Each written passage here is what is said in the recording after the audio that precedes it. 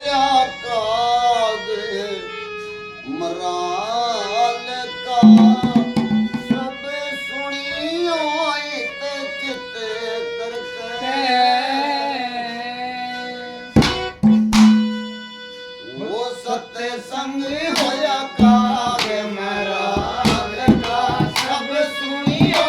इत चित करके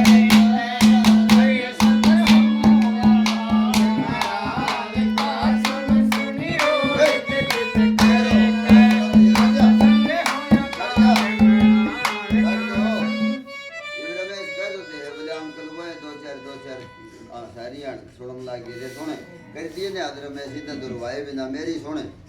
जो सुने आगे वो एक समय अंधेरी रात में दही खाने कन्हैया चलिया सुने होगा रमेश फिर दही खाने कन्हैया चलिया दही खाने कन्हैया चलिया फिर एक समय अंधेरी रात में सुनी होगी बिंकु रंग फिर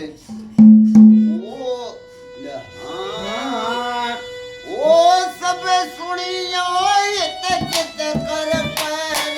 सब सुनियो इत चित कर पैर सत्संग होया काग मराल का सब सुनियो इत चित कर सत्संग होया काग मराल का मराल नाम है उसका एक बार संगत हो जाती काग और हंस की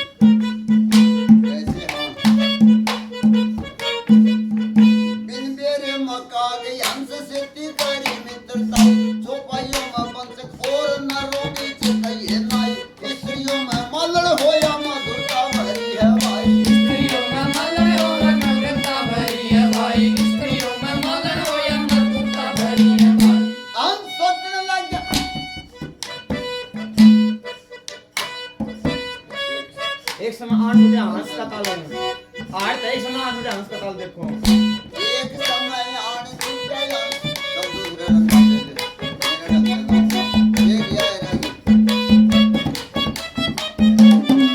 एक समय आने छुटे हंस का अवतान देखो हंस उज्जवल पक्षी जिसका सुंदर खान पान देखो